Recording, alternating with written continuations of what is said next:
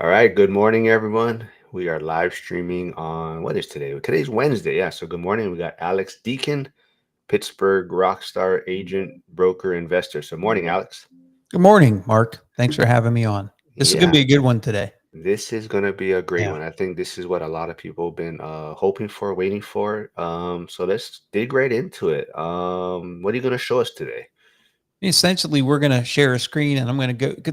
I've done a lot of, we've done a lot of workshops, probably a couple dozen I've done over the past 10 years or so. So I used to have and we talked earlier, because maybe what we'll do on the next live stream is I have a PowerPoint presentation which goes through the meat and potatoes of from start to finish to buy and sell and refinance all that stuff. But this one and people like that podcast or they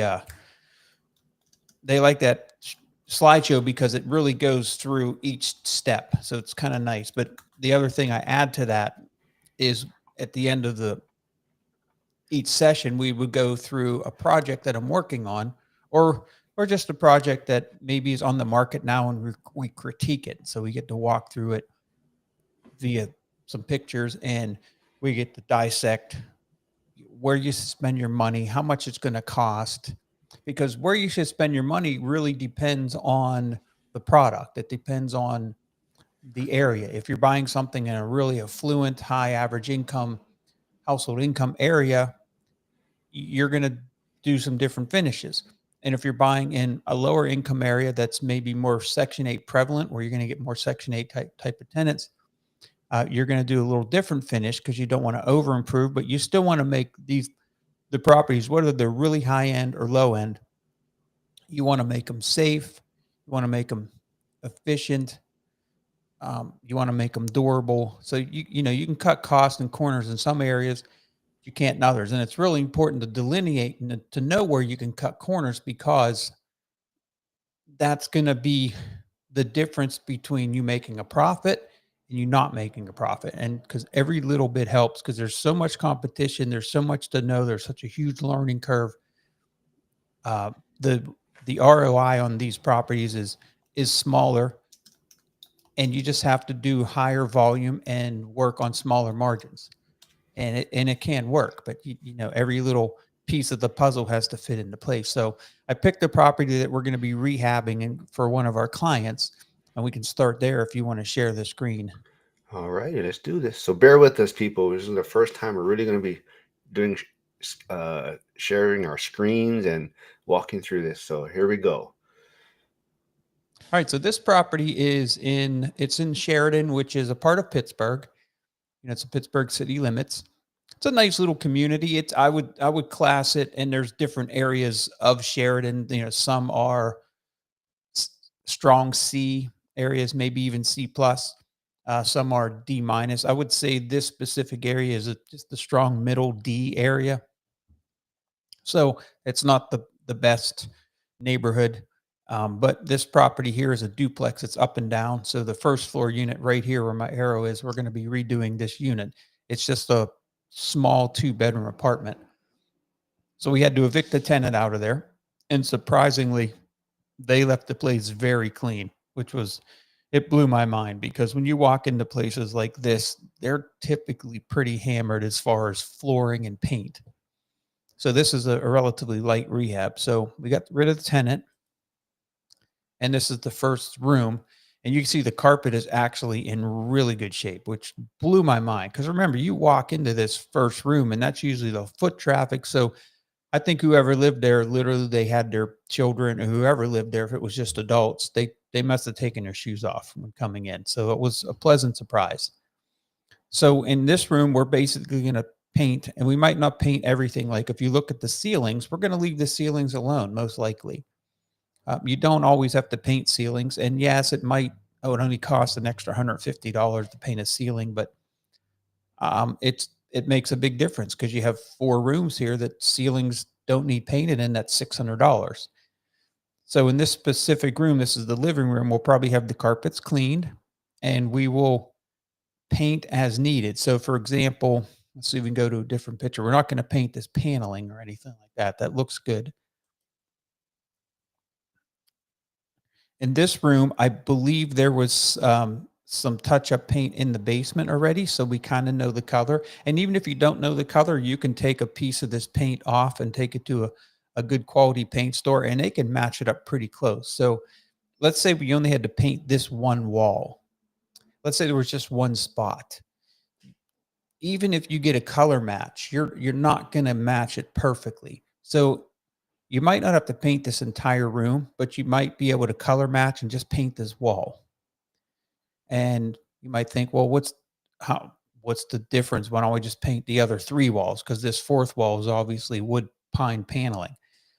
No, because those other 3 walls might cost $100 to $150 to paint. So now instead of doing the ceiling and 3 walls, which would cost $600-700, now that room is only going to cost, let's say, $200.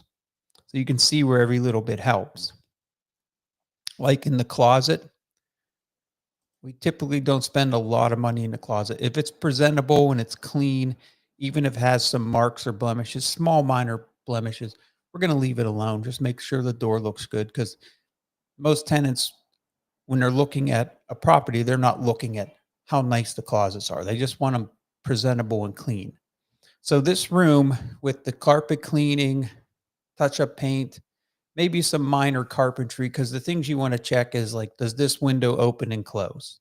Does the door open and close? Is the door handles in good shape? How's the light fixture? In this case, there's no center light fixture, but if you zoom in, there's a couple ceiling lights here. Are they okay? Because if they're okay, we're going to keep them. We'll probably put some LED bulbs in there just because they're brighter and more efficient. So if we're lucky, we get, and you can see some of the stuff that was left behind. So obviously we need to get that cleaned out. So to clean out this place was a total of about $350. So, and we'll go room by room. So you see this debris here, which is really just a trash bag, but you have some furniture, and we have a company that basically does just the clean outs. They go in first.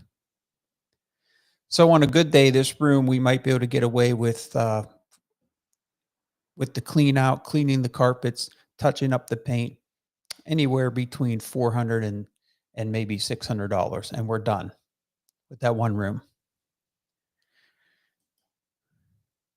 That's just another view there.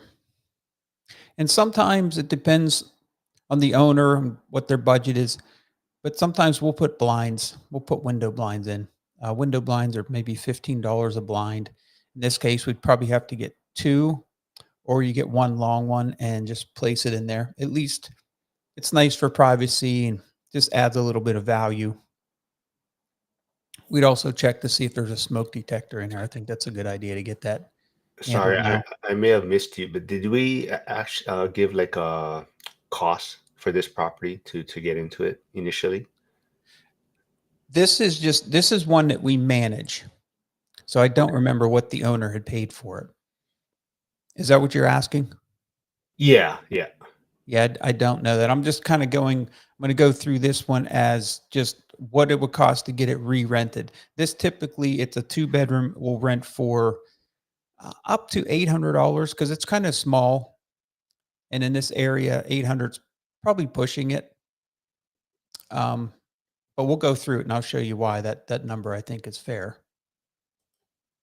And this is one of the bedrooms.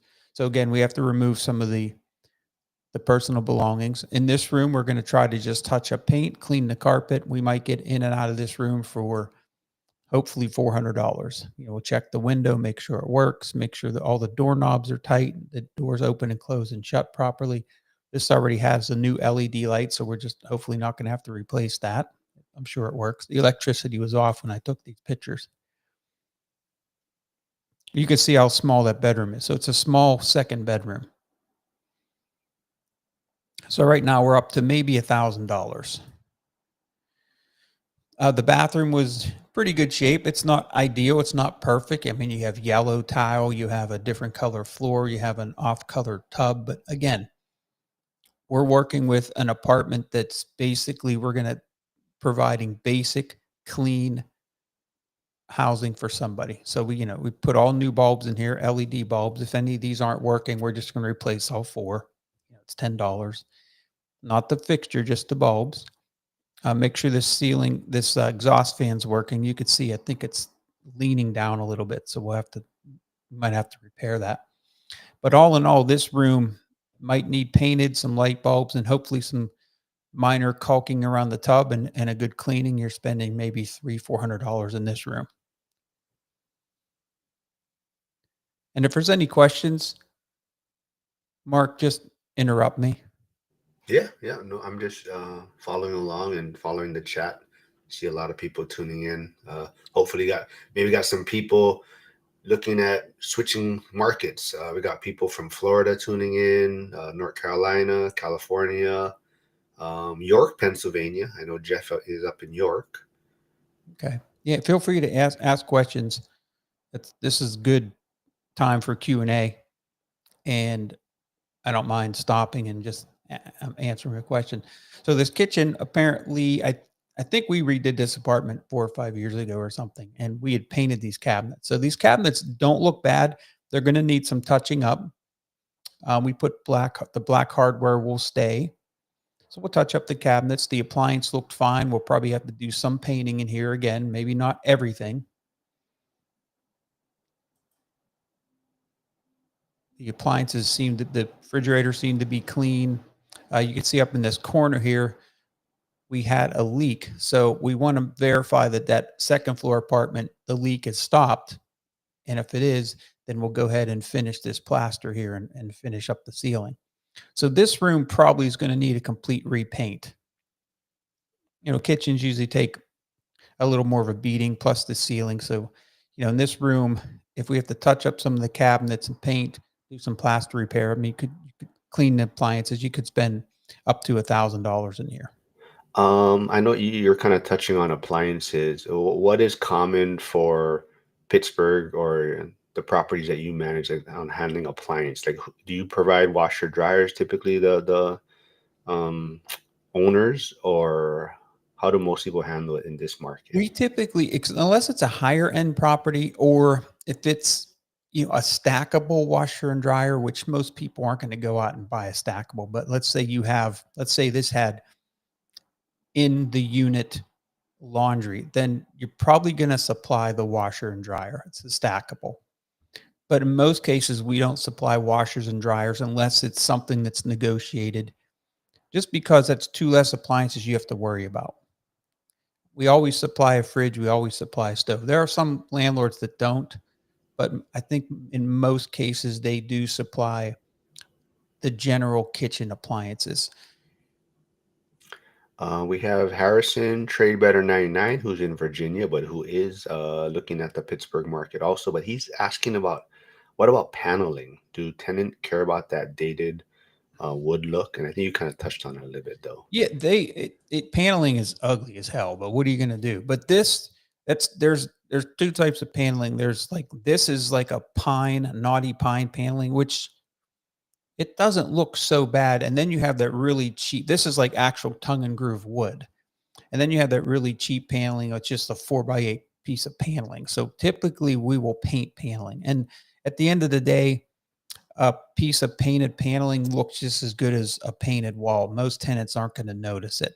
Again, it's just more on the higher end side of things. You might want to replace the paneling and just drywall it.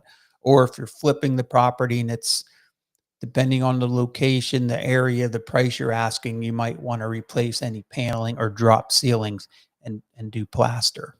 But in this case, given where this is located, a D area, given what we're going to be asking for rent, I don't think this looks terrible. So that's just a personal call. We could paint this paneling, but it's probably going to cost $300-400 to paint this, because you have to prep it properly, and then you're going to probably put a really good coat of primer and then 2 coats of paint. So it might add $400 or $500 to the cost of this room. Personal preference. I wouldn't do it, but it's up to the owner.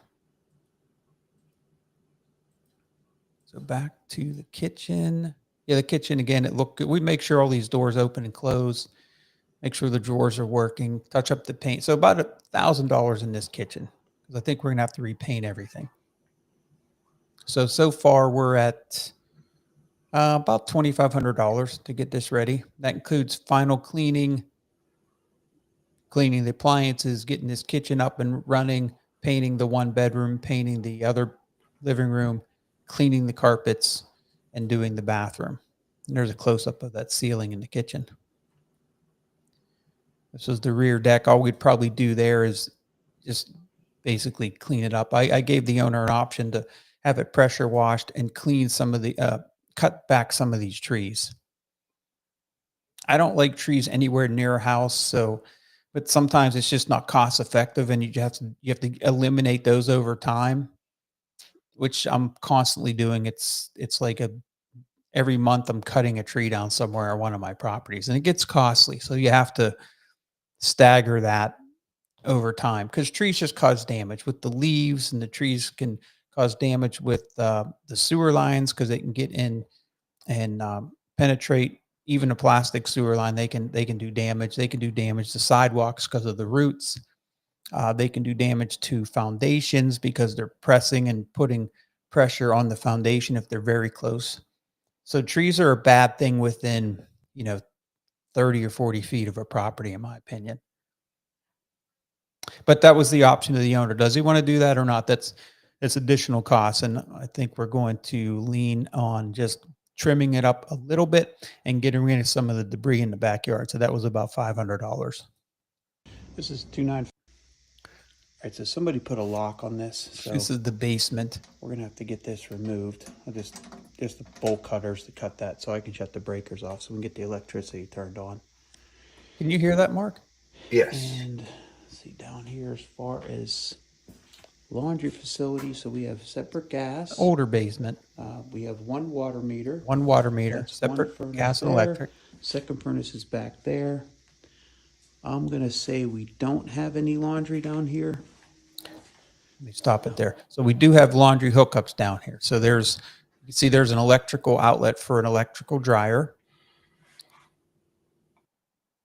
We do have a hookup right there. And then I noticed, and we do have one over there. So there's one in the back. See, so you segueing back to the washer dryer. So if the tenants want to bring their own washer and dryer, they can. They have their own hookups for their own washer and their own dryer in this particular unit. In this case, the second floor tenants don't use a washer and dryer. They probably go out to a laundromat.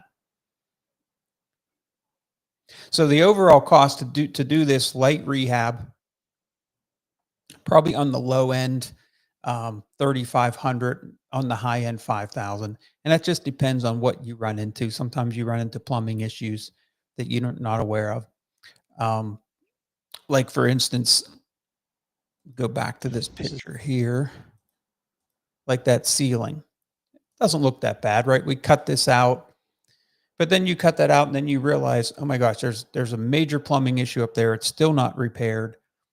Or maybe there's some rotted wood up there, or, this small repair that would cost a few $100s might turn into a few $1,000s because you realize that the plumbing stack is completely rusted and there's no point in closing it up if it's going to come back and drip again and cause damage. You have to replace the stack there and then all the way down the wall. So it can get expensive. That's why you always have those contingencies in your rehab budgets, because you never know what you're going to run into. So any questions on this small apartment turnover? No, I think there's a great breakdown. I think it's a good.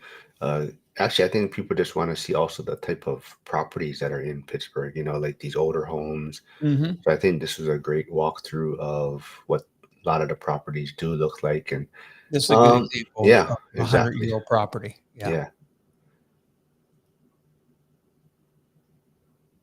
Yeah, I don't know if does anyone have any in the chat? If you folks have any other questions or maybe a photo that you want to go back and look on, Alex can bring it back up. But yeah, so here's the outside of it. That's the outside. So let's just say we're looking at this for potential investment. So I'm looking at not just the rents and the utility expense and what the P&L is. I'm also looking at all the deferred maintenance it's going to cost me money later down the road. So for example, let's say we had just some massive oak tree right here, and it's just growing over this and growing over this neighbor's yard. At some point, that tree might become a liability. At some point, it might start to, um, it might be dead, and it might just be a matter of time when it's going to fall on your property, on someone else's property. The insurance company might say, "Hey, you know what? You need to get rid of that tree, or we're going to drop you as insurance." Or we did an audit and we drove by some of the properties, so on and so forth. So if you're looking at this, you budget for that. And a big tree like that with overhangs power lines, and you have cars and cars on the street where might have to shut the street down, that could be $5,000 or $10,000 depending on the size of the tree. So you have to think about that. Okay, that's not going to be an expense now, but let's say that tree cost $8,000 and it in 2 years from now, right? And let's say my cash flow on this property is $5,000 a year. You just annihilated your cash flow for almost 2 years because of a tree. So it's the things you don't budget for or think about. Other things, you're looking at the siding. Okay, I'm going to have to paint this every 5 to 10 years. All right, let me budget $1,000 for every 10 years. Look at the condition of the decking on the floor. Look at this repointing that's going to need done. You see that? You see the brickwork there? Hmm. How much does something like that typically run? It's not much. What I would do is you wouldn't have the best mason go there and do this. You just loosely repoint that properly, and then probably what I would do personally is I would just paint this white. It would look really good, protects it, because what that is it's over time. It's raining on this sidewalk, and it's splashing up on there, and it's loosening the mortar joints over 5 or 10 years. What else? Aesthetically pleasing. The house is not aesthetically pleasing. So, what are you going to do about that? Are you going to paint all this? This house to paint is going to be $5,000 to $8,000. I mean, that's a lot of painting. So, are you really going to get your money back by painting this house? Probably not. And I wouldn't suggest doing it. You see this electrical line here? It's pulling away from the house. Hmm. That is not a serious issue, but that should be stabilized and moved into the house. And it almost looks like that electrical line is in pretty poor shape. So that's something to consider, that you're going to have to spend a few $1,000s just to put a new line into the boxes. And the windows, look at the age of the windows. Are they 20, 25 years old, just on their last of useful life? Then now you're going to replace 1, 2, 3, 4, 5, let's say 6 windows, 7 times 2 more, another side and a half. I mean, let's say 10 to 15 windows. That's $5 to $10,000 in windows over the next 10 or 15 years. And then up here you have some soffit and fascia that's going to need to be painted. And because it's so high, it costs a lot of money to do that. So you have to budget for that. And then you look at the age of the roof. Like, it's not really a good picture, so I can't really tell. But sometimes you can look at a roof and you can see visibly that it's in really poor shape. And then obviously when you do a home inspection, your inspector will corroborate that, how old it is, and then like a roof like this is, 8 to $15,000 depending on different variables.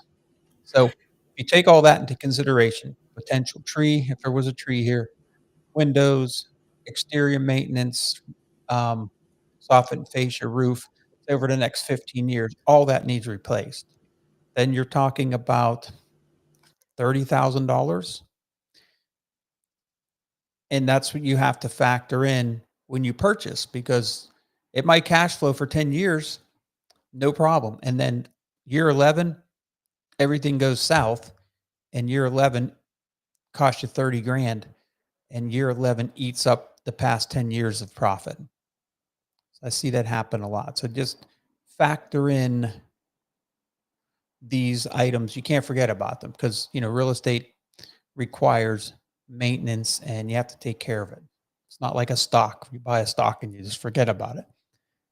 This is something you need to maintain and protect. Is there anything that maybe newer investors, when going through this, like they wanna address it or fix it, and you kind of feel like it's not worth the, like you're saying, the returns that they're gonna get, like from your knowledge of, being doing this for, 20, 20, 30 years or so. Is there stuff you tell new investors like it's not worth putting money into that, I guess, updating or upgrading? Yeah. So what would be like those Yeah. common things? The one glaring one that stands out is I wouldn't spend 7 to 8 thousand to paint this. You know, I just wouldn't do it. You're not going to get any more rent. I mean, it's just not. It's not a good return on investment. It's just ugly. If anything, I maybe would get these eaves, these soffit and fascia painted because you want to protect the wood. While you got somebody up there, maybe you're painting this. That's just one glaring one that stands out. Yeah, well, I wouldn't paint the entire building because you got to remember what you're paying for it and where it is. And I think, like you said, you do have a PowerPoint presentation, not for today, but I think you're talking about also, always looking at Google Map views and seeing what's Hmm. around the properties. And so, like you Right. said, this could be a common thing for this area, right? Yeah. Oh, absolutely. See, this is aluminum siding. So obviously, I don't they don't make aluminum siding for quite a while, but so this siding is probably every bit of 40 years old, maybe 50. Now, if you're here and you're a local guy and you have the resources to do this painting yourself, and the painting could only be just basically the paint in your time, I would paint it. But you have to prep it properly because you could paint it and not prep it properly, and then it's going to flake off in a couple of years and you've wasted all that time. So even if you do paint it, just make sure the person you're doing the painting is prepping it properly and using a very good exterior paint because you don't want to put all that money into it, and then in 3 years, you see the paint peeling off. It's nothing worse than spending all that money and have it was just wasted. So that's just a small rehab in a D area. Probably costs us less than 5 grand on the high end, maybe as low as 3. We can get that done in 2 weeks and have it rented, marketed for rent. And most of the work for this one, like you're saying, too, you probably would be in-house for your management company, right? Or the Yeah, if we're managing it, we would handle all that. And I'm giving you the prices of what I'm estimating this for this owner. Now, yeah. if you're here, you're doing it yourself, you could probably do that for if you're doing it yourself, there's very little material cost here. It's mainly labor. So you might have $1,000 in materials. Paint costs money. Paint's expensive today. Little things here and there, but you might have 1,000 into it max. But then you're doing the work, and where's your time best served? Is it best served working on an apartment here at nights, or is it best served hiring somebody, getting it done, getting a renter and income in there a lot quicker than you could do it on your own?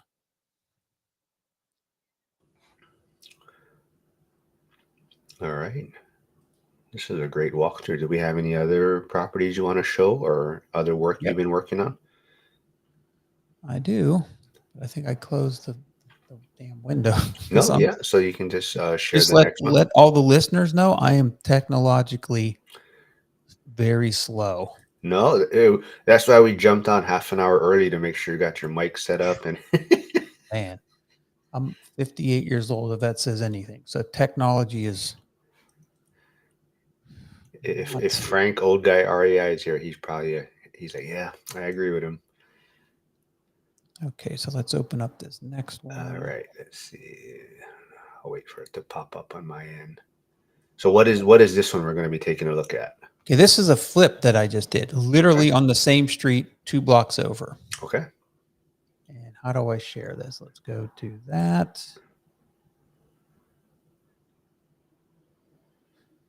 No, that's the wrong one. Damn it. Oh no, I picked the wrong one. Oh my Lord. Here we go. There it is. Okay. Let me move this over to here. I Where don't did see you it go? on my I don't see it on my end yet. I lost you. Oh my Lord.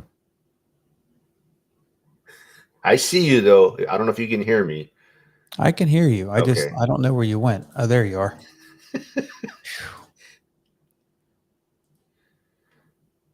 Okay, there it is. Just click on that. Oh, share. Okay. Ooh, that was painful. No, Sorry, there we sorry, go. y'all had to visualize that. That was painful. All right, so can everybody see that now? Yes. This is one literally down the street. So how I found this was it was this was a wholesaler brought it to my attention. And I think the wholesaler doesn't have a huge list. So I was fortunate because this is a pretty good deal for me. It's a let's see, 3 bedroom, single family home. The outside was in really very good condition. So I'll show you what it looked like before I bought it. I think we paid like 60. I think I paid about 60 for this. So front door. So what we did here is, remember, this is a flip. So you're doing a little differently. You're spending a little more money. You're not over improving because this house, if it was balls to the walls, knew everything, granite countertops, just nice, really nice, maybe 200,000. That's maybe. I did a nice house that someone could move in, raise their family, live there. It's comfortable. They don't have to touch anything, but it's not any high end finishes. It was just very clean and nice. And you'll see what it looks like when it's done. So what we did on this front porch is we had all this pressure washed. We fixed up these steps because they were kind of loose. And I was actually going to replace these lights, and my contractor painted them, and man, they look brand new. I was like blown away that he painted them and they looked new. So it might not seem like a big deal, but I don't know, light fixtures like this might be $50 each. And then you have to replace them, install them, go pick them up at the store. So maybe you're spending 200 to 250, and he spray painted them for $50. So that was kudos to him for thinking outside the box for me. This was just, so when I bought this, the only inspection I did was I had a sewer line inspection, and the sewer line was fine. So I didn't have to do anything with that. And that was my only contingency there. On a lot of wholesales, you don't have the opportunity to do that. They sell them as is. And that always scares me because you never know what you're going to run into. And it's a crapshoot. In this case, I took that risk out of the equation. So this area here, I just had these downspouts. I had them cleaned up. It looks terrible. And then we mulched this whole area. And I'll show you the after pictures. But that didn't cost much. It just, you see how terrible that looks. So we made it look a lot nicer than that. Is there any like red flag on the sewer scope that you would definitely make you walk away from a deal? If the sewer was compromised and the owner didn't want to reimburse me or reduce the price, then I just have to rethink, okay, is there enough margin in this deal to move forward with, let's say that the sewer repair was $4,000 and my projected gross profit was 30. Am I willing to make 25,000? That's just a question you have to ask yourself. In this case, it was fine, so we moved forward. So we did some light painting on the outside here. I think I boarded up these windows and we painted them. It looks really good. Painted them brown. We stained the porch. Pressure washed. Cleaned up some landscaping. Cleaned that up. Nothing major, just cleaned it up, made it look presentable. More exterior painting. This had all new siding. Not new, but this siding was probably 15 years old and it was in good condition. I replaced the mailbox. We cleaned that up too, I believe. We'll see the after pictures. The rear had nice sidewalks. I fixed these downspouts, had a really nice garage. Didn't have much of a yard. Had a really nice garage. So that was essentially the yard. You could basically play, you could do some putting back here. That's about it. Practice your putting. This was the actual backyard. So it was more of a patio area. See right there. It was, but it didn't concern me. I knew that some people wanted the yard. They just wasn't going to appeal to them. And I made sure I adjusted my price based on that. But the garage was really nice and that added a lot of value. I didn't paint these doors. I thought they were acceptable. Maybe I cheaped out. I should have painted them, but just to fast forward, I put this on the market for $148,000 and I sold it in a week for full price. So 60, I think you said, right? Purchase and 60. I think I have 50 into it. I think at the end of the day, I'll make about 30,000. Because remember, you have cost to buy, you have cost to sell, you have the holding costs. It adds up quick. And I think at the end of the day, I made 30, and 30 is a good margin. Yeah, nice. I was very happy with that. We did a nice job. So this is the back door. So we painted that. This was the kitchen. The kitchen you can see it's an older kitchen. It was, if I was to guess, maybe this was redone 15 years ago, maybe 20. So it's not up to today's standards. It's not the color that people like.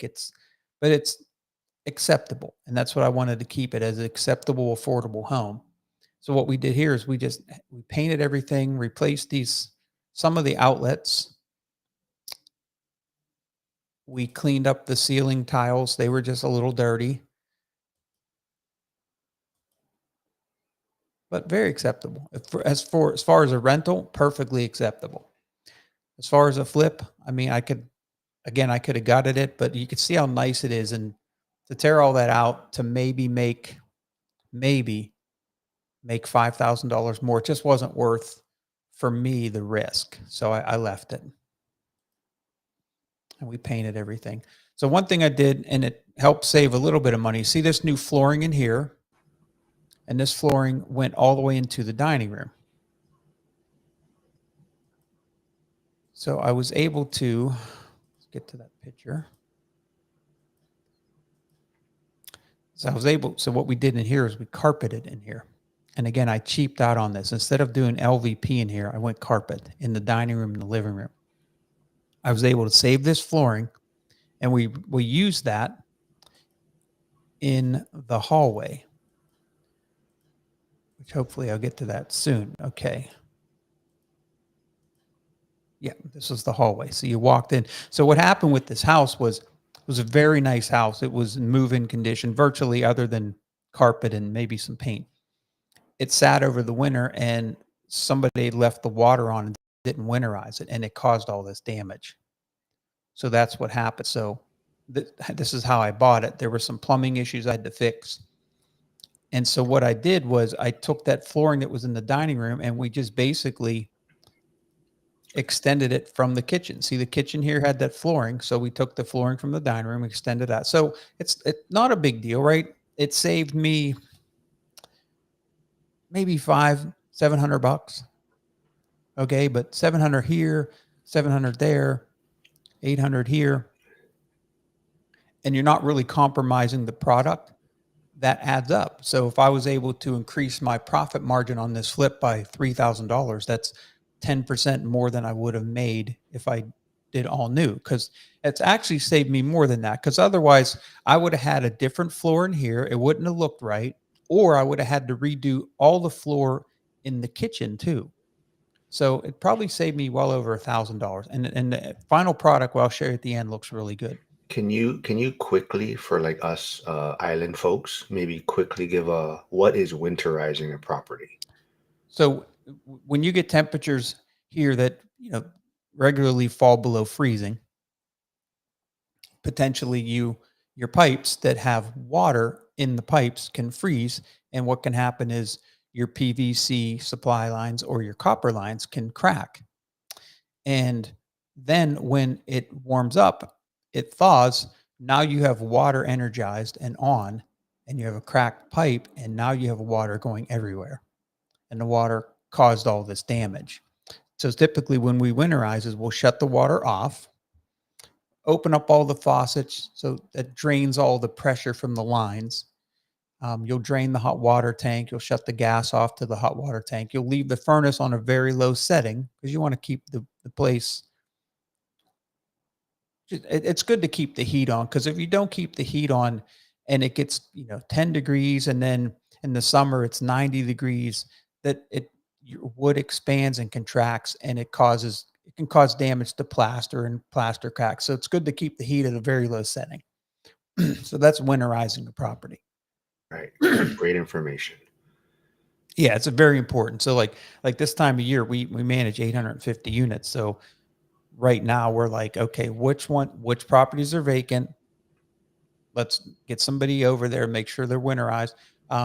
Which properties last year or the year prior had a problem with freezing? Because you can still have occupied properties. I have ones myself that if you don't take some proactive measures, and it gets really cold, they're going to freeze again, even though they're occupied, just because the way the house was built, um, and things like that. So something that just to Steven's keep in mind. asking, does PEX pipe crack?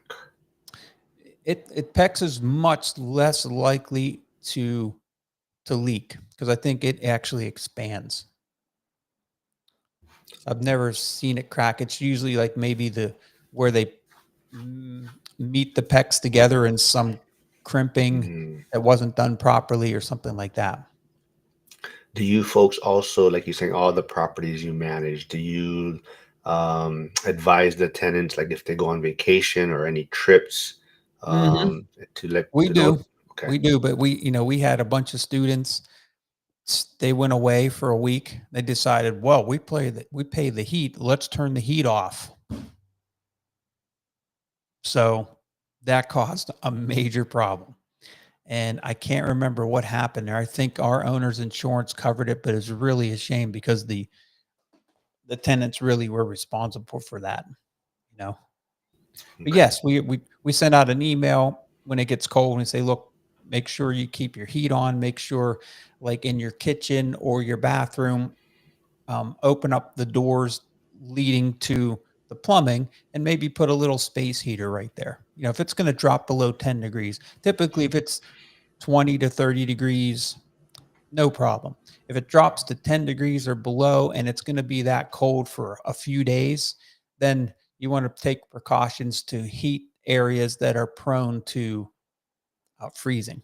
And then another trick is you can leave a faucet on, maybe like a slow drip, because then that keeps the water flowing through the line. It's less likely to freeze. So we remind the tenants to do that. Sometimes they do, sometimes they don't. So this was the rest of we had to drywall this and all that good stuff.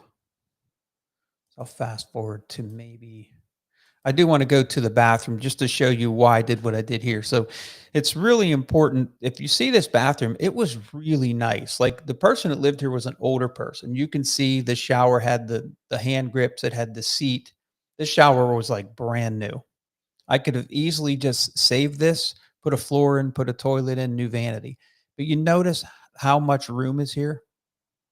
Can you see Yeah. that, Mark? Uh-huh. There's hardly any room. When you put the toilet there, it's very tight. The vanity, when you put the vanity here, you have maybe 2 feet between the shower and the vanity. Just was not conducive to flipping a home. And this was the only bathroom. Other than the first floor had a powder room. So what I did was this wall here, I had my contractor move it about a foot. You'd think a foot's a lot, but a foot is a lot when you're dealing with a room that's 80 square feet. A foot is a lot. It probably added 10 or 15% to the square footage of that room. So I'll show you what the outcome was. And then we got, and the other thing was, if you're renting or you're selling this to a family, most people, It'd be different if this was an apartment. A shower's fine. 1-bedroom apartment, shower's fine. Maybe even a 2-bedroom apartment. But you're renting this and selling this to a family. They want to have a bathtub. So got rid of this, redid this whole bathroom, spent a little extra money, and it worked out for me. See how nice that was. I mean, this was a nicely done, very well, but I had to rip it all out. That's where the vanity was there. Very tight. This is Glenn Mark. Then I went up to the bedrooms. You had this makeshift closet here. It made this room feel really small, and it was very odd. So I had this closet ripped out, and we drywalled the ceilings because on the other wall, we already had a closet right there. I just added doors, and we did new carpet up there. This room was a very small room, so we added a closet in there. So it's a small closet, but at least added some closet space. This is the smallest. We obviously did some wiring, did some plumbing. This was the 3rd floor. I didn't want to put a whole lot of money in up there, so we just fixed all the plaster. We did an okay job there just to make it presentable. This room didn't have any heat. I did not add any heat to it. I just made it a presentable room that if somebody wanted to make it a usable space, they could do that in the future. And all they'd have to do is get some electrical lines up there and have some heating. So I put in all new light fixtures, fixed the plaster, and I carpeted. I wasn't even going to carpet it. And then the carpet was only an extra $1,000. Painting the floor was like $500. I'm like, the hell with it. I'm just going to carpet. And you'll see how nice it turned out. So this is the after repair. So minor landscaping, painted the front porch, covered up these windows here under the front porch, and pressure washed. See, we did some mulching here. Looks really nice. My contractor really did a nice job. He found this chair in the house and he painted it and put it out front. I just thought, wow, that's a good guy. He's a good contractor. Kitchen doesn't look much different. Cleaned it up. You see how we ran this flooring all the way through? Yeah. Turned out nice. Cleaned it up. Different paint scheme. We carpeted. Typically would do LVP in here, but again, I wanted to keep the budget down. I wanted to keep this affordable. It's quicker. It's easier. So we did a nice job in there, retrimmed it out, painted new light fixture. This was the powder room that's right. That was already there. I did nothing in there. I didn't even paint. That's how clean that was. This is how the living room turned out. You remember all this was all busted out. There was no drywall in here.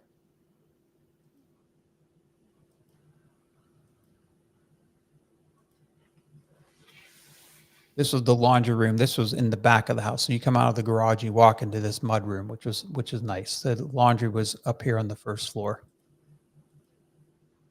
That's the backyard and the garage. That's a back view of it. Didn't do much there. We fixed these downspouts, fixed the gutter, cleaned the gutters. Didn't have to do much there. Had to fix this soffit and fascia here. Had to do a little bit of work there. So then when I sold it for full price. Then I found that the AC and the furnace were very old. Home inspection revealed that they needed replaced, even though they worked. They were very old. Since I got full price, I worked with the guy and I installed a new furnace and AC. So I did some furnace and AC. I did some electrical work for the home based off of the home inspection, and I added some handrails inside. Anyway, I had to spend about $8,000.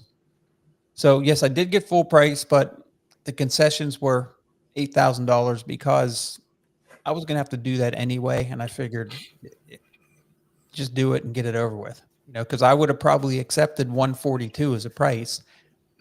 I listed it for 148, around that price. So I thought, well, if I don't do this, I got to put it back on the market, and then I'm going to accept 142, and then they might want a furnace and AC. So I just had and bit the bullet because I got a good price for it. I know this was a flip, but what would something like this also rent for in that? This could have been a good rental too. So when I'm all done, I'm into it. Let's say, because I don't have the cost I could have got it done quicker. I wouldn't have had to put the furnace and AC in because they were working. I wouldn't have had to do some of the upgrades that I did. I wouldn't have had the sell costs. I would have had some refinance costs. I would have maybe had 110,000 into it, maybe 115, and it probably rent. This is a nice house. I probably could have rented that for 13 or 1400. It just wasn't something I wanted to hold on to. I wanted to just take that equity and then I can apply that somewhere else. Mm-hmm. But not a bad buy and hold either. See how nice the garage was. We didn't do anything in there. Yeah. So this is that one bedroom, that small bedroom that I had to add a closet. And you see what we did here? Oh yeah. Yeah, added a small closet. It's maybe an 8x10 room, but now you have a little closet. You have enough room in here for a single bed, a good child's bedroom. This was the second largest bedroom. This had the big closet over here that was just a really poor design. We ripped that closet out, and now you can see how nice that bedroom turned out. And this was the biggest bedroom. This already had 2 closets.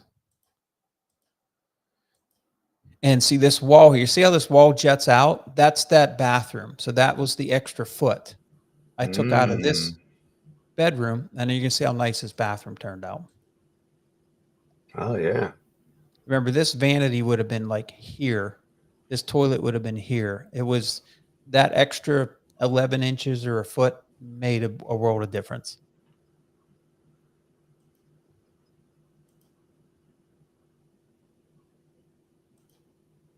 What happened to that picture? That's just a blurry, but we did a tub and surround. Nice. It's a $600 tub and surround. Nothing super expensive, maybe $700. Nothing extravagant, but it turned out nice. And this is how nice that third floor turned out. You remember how rough this was up here? Yeah. Just painted and then carpeted. New light fixtures. There was only a few light fixtures up there. And in the basement, what we did was on these foundations, they're sandstone, so they're kind of rough and funky, and it was in pretty bad shape. I didn't have any pictures of that, damn it, because it night and day. If I could have shown you what it looked like before. But what you do here is we parched this with concrete. So they put like a concrete coating on it, and then I had them paint it. And this basement turned out really nice and clean.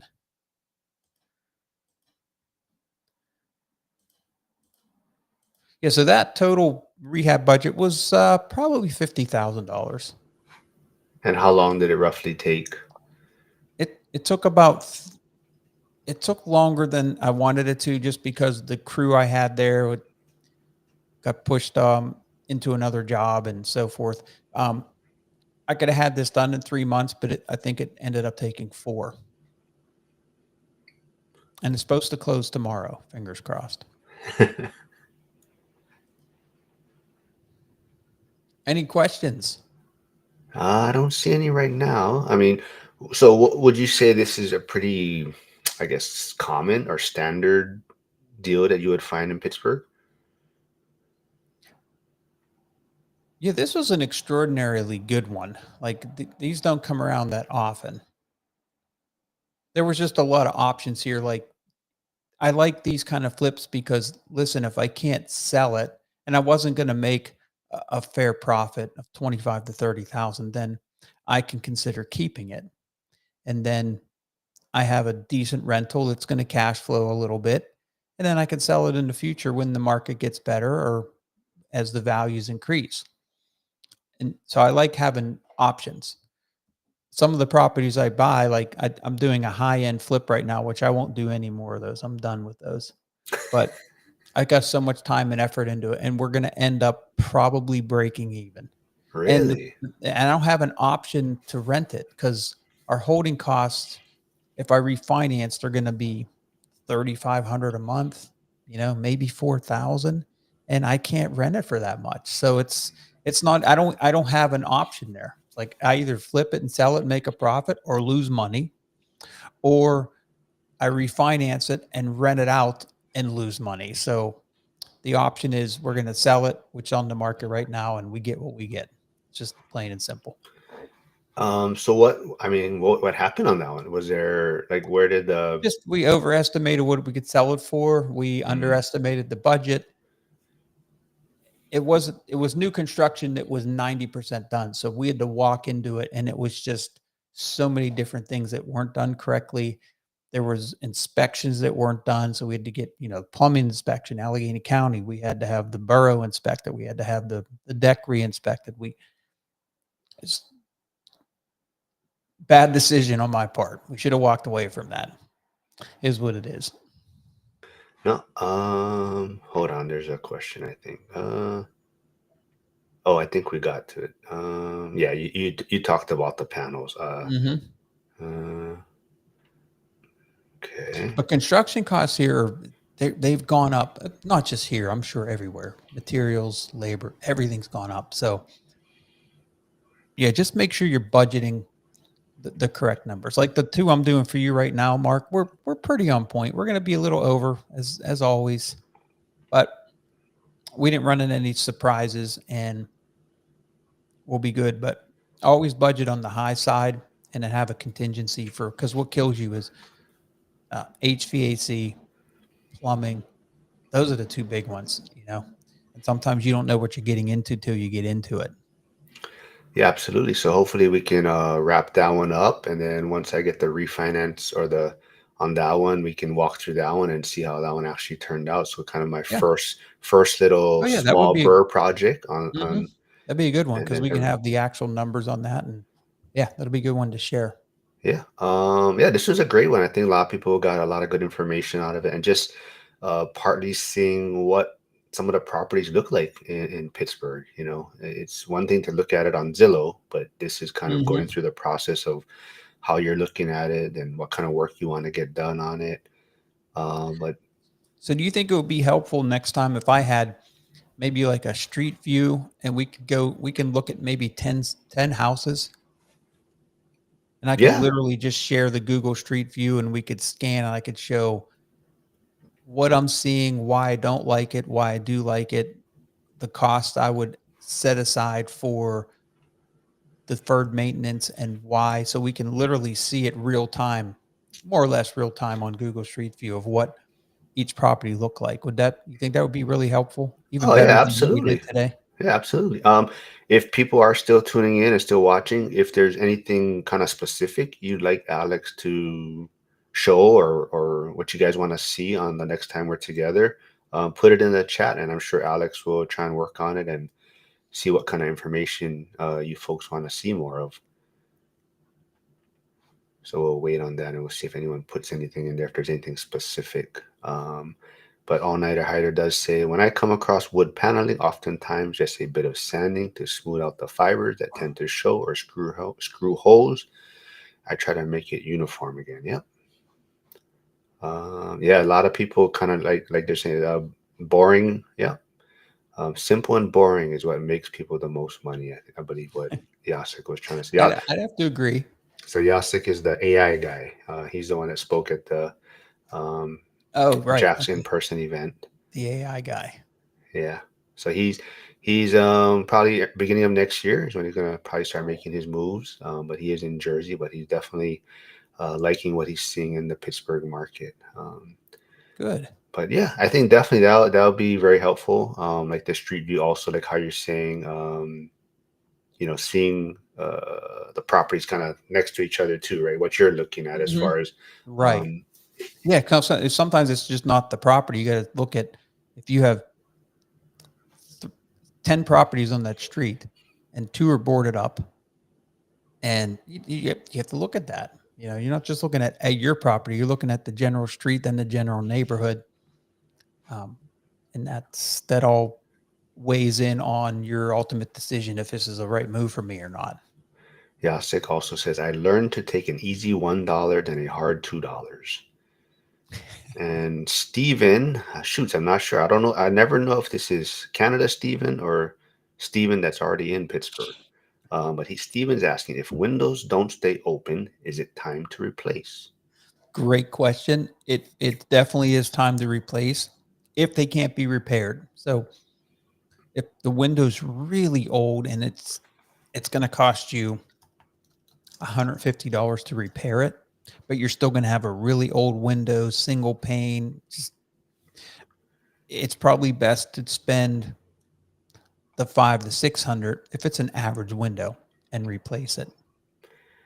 It just Charles, depends on your budget. If you don't have the money and you have 10 windows and you can repair them all for 1,500 versus 5 or 6,000, then that's what you have to do based on your budget. yeah. So Hyder's saying Steven could be just a counterweight replacement. But Charles Helicopter McCune is here. Have you ever looked into buying a helicopter by any chance, Alex? No, No. no, Charles is gonna get one soon though for his wife. that's cool. But he's asking heat tape or backup heating. Yeah, we use both. Um, it depends. Like a lot of times when you have a basement that tends to freeze, and you'll know that when you buy it and you get a cold snap, you're like, oh, okay, I have to take precautions here. So sometimes you'll have a heat tape. So you'll wrap that pipe in heat tape. Then you have to make a note that, okay, it's December. Let's get over there and plug in that heat tape, or let the tenant plug it. It's probably better off if you do it yourself, or we send someone over to plug it in, make sure it's working. Because the tenants, you can't rely on tenants to do things. So heat tape can be helpful. Sometimes if there's a heat vent in the basement, a lot of times there's a vent in the ductwork, and that vent will be closed. You want to open up that vent, or if there's a duct that goes over to an area that's prone to freezing, you can have your HVAC technician go in there and they'll cut a vent right near that area, and literally it's open all the time. Don't even put an option where you can close or open it. It's just an open vent, and it will blow heat in that area. Those are just some of the things you can do to keep um, frozen pipes from being an issue, especially on a property that you know is going to be an issue, like crawl spaces. Sometimes you put additions on, and those additions aren't built on a full foundation. They'll be built in a crawl space and wasn't done correctly. You want to make sure that that area is insulated well, and you take precautions when you know the weather's going to be really cold. So a lot of people also chiming into Steven's question about the windows. They're saying, yeah, so um, balancers replaced to stay up, not a hard repair. So Steven's also going to check on that. I do see, hey, Brian's tuning in. We can also maybe dig into Brian's deal at some point if you guys do close. So Brian is the one that's under contract for the Troy Hill duplex. So Mm, once that closes, maybe you can walk through those numbers if Brian is up for it. sure. But yeah, so yeah, if anyone does have any other stuff, Alex, you want him to bring, I'm sure deals. If there's ever any deals you have, you can always bring that. Walk through the numbers on what you Hmm. have out there, and people can see kind of Okay. what type of things you have that Yeah. people are maybe your other investors you have that are selling off or those type of things. But I think people would like that also. But yeah, Joe V is saying, Steven, message him in school if you have any questions about the windows. Uh, yeah, well, I think this was a great one. I think it was great for people to see like the walkthrough of two properties, for what you're going to do on tenant turnovers and also on the flip property. Uh, yeah, so yeah, very good information. Awesome. Always a great time. Yeah, I'm just Thank trying you. to follow up on all these chats coming in right now. Um, but yeah, we'll do it again. We'll schedule another one, and then like we'll say, we'll bring some maybe deals to the table. Like Yeah, I I said, made some street. notes. We could do a street view of maybe 10 properties and just kind of walk through them and say, hey, Yeah. why, what kind of area is it? Why would you buy there? What kind of rent you can expect? Why not to buy there? That type of thing. And we could also do one with, we could go through a current deal that maybe I'm buying personally or one that's on the market. And we could just kind of dissect it, walk through it with pictures, and then look at the finances, and then just kind of go through a precise overview of why this one looks appealing or why it doesn't. Yeah. Oh, maybe one last question though. Is there a certain time of year that you're trying to do these projects, or do you try to stay away from doing flips during the winter months? Does that bother you at all? Anytime you can come across something that you can make money on, you're going to buy it. It doesn't matter when it is. Personally, for me, since I have different crews, we have property management and we have guys we like to keep busy. You want to keep these guys busy. These crews that you don't want them going somewhere else. It's hard to find good people. So right now, I had a really nice potential flip lined up, and the deal fell through because it was a good project to keep a crew busy for a couple months. So that's what I'm looking for now. I'm looking for one or two small projects like this one on Glenmar that I did a flip on. I'd love to find a couple of those just so I can keep guys busy, even if I'm not going to make much money, if maybe no money. It keeps a crew busy and it keeps food in their refrigerator, and that's the important thing. You keep the good guys busy because it's important. You got to take care of them because they take care of you. So that's what I'm looking for now. Something, a couple small projects would be great. Um, Two last quick questions, and more from the agent side. So I do see Curtis, who he has a good YouTube channel, PE turned RE, but he's a new agent in the Washington area. Any maybe one advice you could give for a new agent? And then the other question would be, a lot of times I get people bring, should they get their license to do deals on their own? So maybe your two thoughts on that. I do believe it's a good idea to get your license. I think it can hurt. Um, even even most of the stuff you learn to take your test and get your license, you're never going to use that information. It's Most of it's irrelevant, but some of it's good. It's important. It's book smart, but most of it's learning as you go. But to have that license, I think, is a great goal. Get the license. Maybe you use it, maybe you don't. It can't hurt. Absolutely can't hurt. Do you need it? You don't need it. If you don't want to expend that time and energy, you don't need to do that. Just find yourself a couple good agents who are really productive and they communicate well and they have a good work ethic, and just build your team that way. You don't have to be an agent to be successful at it. Is it a good idea? I think it can help, but it's not paramount that you get licensed. And one big advice maybe for Curtis as a new As a agent. new agent.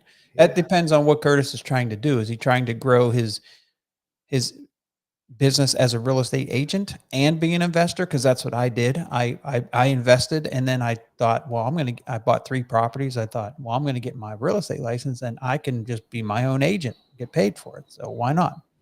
And then that morphed into, well, if I'm gonna do that, I don't want to turn wrenches anymore because I was a mechanic. I said, why don't I just be an agent too? And so that morphed me into a completely different career where I was a very successful sales agent. I was buying real estate. And then eventually I started my property management business in 2002. So it just depends where Curtis wants to take it. But I mean, is there like one tip that you could maybe give that you found that worked for you to take off from the real estate, the agent side of things, like The sales? agent. So if he wants to Yeah. do sales, you have to become a walking billboard. You always have to be talking real estate, handing out your cards, working social media, which I'm not very good at because this is when I was very successful. There was no social media. Work, friends, family, sphere of influence. You only need to know, what is it? It's 200. Everybody knows. Shoot, I forget now. There's a calculation for this. 650. It's 62,500 people. Yeah, that's it. So somebody did these calculations, and I believe it. Whether it's true or not, I don't know. But every person knows about 250 people. So if you just and you don't have to market to 250,000 people, you market to 250 already. They know you, they like you, they trust you. Okay. You're already, half the battle is removed, because that's half the battle getting into someone's door to helping, for them wanting to hire you. They have to know, like you, or trust you, or be referred by somebody. So 250 people, everybody knows 250 people on average. Now, if you talk to the mayor of a city, he might know 2,500 people. That's a great person to network with. but on average, everybody knows 250 people. So 250 times 250, that's 6,250 people. 62,500 people. So if you just market heavily through social media, through postcards, through happy birthday wishes, to texting on a regular basis, 20, 30 times a year, you're touching out to these people. That's not very costly. You're actually reaching 62,500 people because they know 250 people each. That's, as far as ROI, is the best way to spend your time and effort, is on a smaller sphere of influence and then grow from there. All right, I like it. Yeah, so thanks for doing this. Thanks for taking time out of your busy schedule. We'll wrap it up with Jacek saying thank you. Always amazing to listen to a Pittsburgh legend. But yeah, Who's that? that's the AI guy. That's I mean, oh, who's you the know, Pittsburgh you're legend the we're talking legend. about? You're. Yeah. I won't call you Yoda anymore, but I Okay. told we got to come up with a better name for you. But How about just Alex? well, How about yeah, that? we gotta get a catchy name. You know, say. But All right, yeah, man. Well, everybody have a great day, and Mark, we'll meet up again soon. Okay. all right. Thanks, Alex. Thank you.